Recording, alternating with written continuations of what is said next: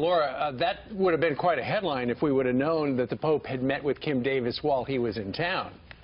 Yeah, well, it doesn't surprise me that the Vatican didn't publicize this or make a big to-do about it. The Pope came to the United States to deliver, I think what the Vatican's approach was a very inclusive, very positive message. And he did speak about the primacy of the family. He talked about how the family is under attack, perhaps like never before, how people are caught in a cycle of despair and loneliness and they're stuck on their cell phones and not really talking to one another.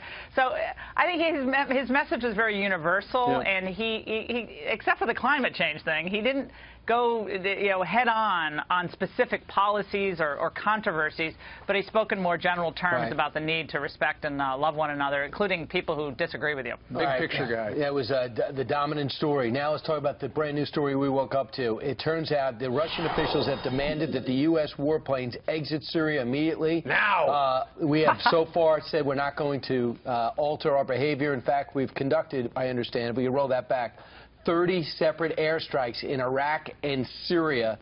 That's according to our coalition officials, against ISIS. So it seems like we're ignoring him. What do you think about this latest chapter and the reemergence of Vladimir Putin in Russia on the world stage? It's especially interesting given that icy handshake between Putin and Obama behind closed doors. Who knows what happened between the two. But now that we know that Russia and China are inside of Syria, they clearly don't want to see this further destabilized, whether they think Assad should stay permanently or not. They have a presence there. So now the U.S. comes in with these 30 airstrikes.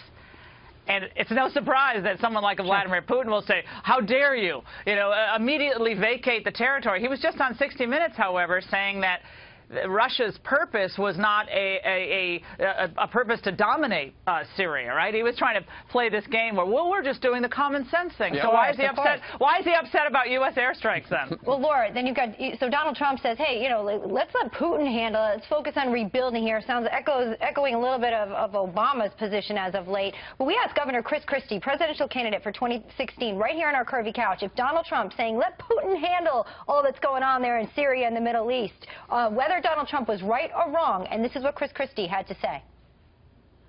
Wrong. I mean, he's just wrong. I mean, do the American people really want the future of whether ISIS attacks the United States to be determined by Russia and Vladimir Putin? 40 years we've kept them out of the Middle East, and this president now let them back in. They're teaming with Iran, our good friends in Iran.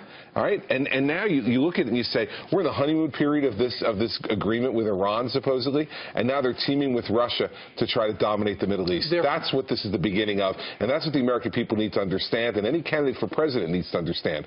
This is the beginning of Russia trying to replace America as the major power in the Middle East. Who's right? Well, I think it's complicated, right? I think there's one wing of the Republican Party that wants America to be, going back into the Middle East head first, and there are other people out there, and maybe Trump's one of them, who's like, well, we just got to wash our hands of the whole region. I don't think that's quite what Trump is saying. But I think the reality is we have to remember where the American people are. And I think it's a little bit dodgy for Republicans to think they're going to go into the fall of 2016 with we're going to go back to the Middle East, we're going to knock out Russia and Syria, we're going to put boots on the ground or something close to that in Syria to try to replace. I'm not sure that's going to work. And I think a humble but strong foreign policy, maybe airstrikes combined with some other type of military endeavor might be what we do. But I just think we have to be really careful how we decide to get in and when we decide to get in. And maybe it's a compromise between what Christie is saying and what Trump is saying, and maybe there's something something in the middle. One thing is clear: if we're not in, somebody else will be in, and they're not going to be nice guys. Well, that's kind of the case all around the world, though, right? I mean, why don't we go into the Congo then? Why don't we do more? Because this means more to us than the Congo, the Middle East. Well, yeah, I mean, yes, but we also have to understand that when we push somewhere else, we're going to get pulled elsewhere. So we have a lot at stake right now vis-a-vis our relationship with China, which obviously is terrible. We're getting taken to the cleaners there. So where we expend resources in Syria, that means resources are taken away from somewhere else. Maybe that's the right call. You have people going to come on the show who are a lot smarter than I am on this region. All I'm saying, I'm analyzing the political aspect of this. And the political aspect is the Republican Party has to put forth a foreign policy that makes sense to the average American. Okay, how is America's involvement in Syria going to make our life better and more secure at home? Right. Maybe that's an easy argument to make, and it could very well be. So but I think we've got to... Right, because right now, you know, we're supposedly the overlord of what's going on there, and it's not working out. Well, and I also, guys, just one more thing. I think if Republicans are a little bit clearer on the refugee issue, and they say, well, look, we're going to take a pause on this refugee thing because we got to handle ISIS, make sure none of those people are coming here. Maybe that would make more sense. Or if we closed our border here, then people will say, okay, we're serious. So we got to balance this out a little bit more and be careful how we proceed. Well, Laura, twice you talked about how important it was to project what kind of a foreign policy we would have going forward. But when you look at the past week at the foreign policy that the president has had, there you see the president shaking hand with the Iranian foreign ambassador. Apparently it was a mistake or a happenstance thing, but nonetheless he did it. He met with Raul Castro. It was historic. And then, of course, you've got that icy toast betwixt the president and the Putin.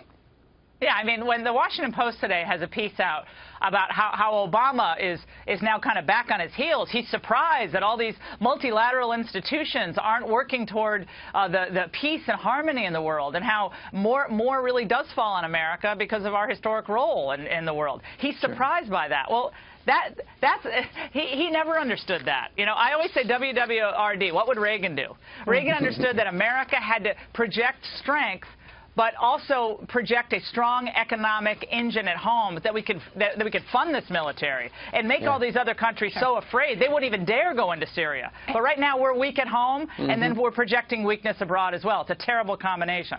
So, Laura, yesterday was a big day as it pertains to Planned Parenthood. Big clash on Capitol Hill there where the lawmakers really took it, particularly Cecil Richards, to task over her salary. Then Democrats tried to flip it on Jason Chaffetz, calling him a misogynist, saying, how dare you ask about her salary? Your thoughts?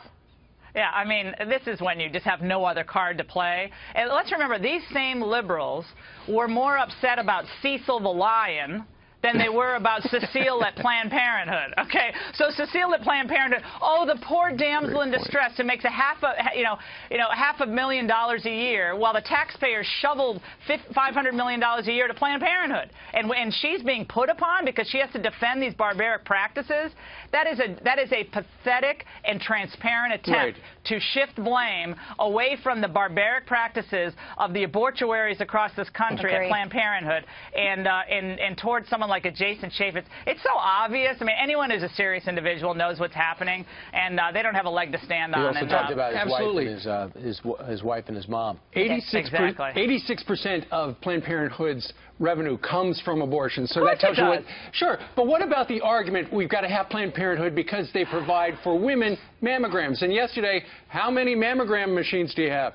Oh, we don't have any. Zero. No, it's another lie that has been perpetrated by the lamestream media across the country. Oh, it's women's health. They're in the business primarily to do one thing: as many abortions as possible. Yeah. If you can get them in and out the door without asking many questions about what they're about to do to their own bodies and their own offspring, then get them in and out.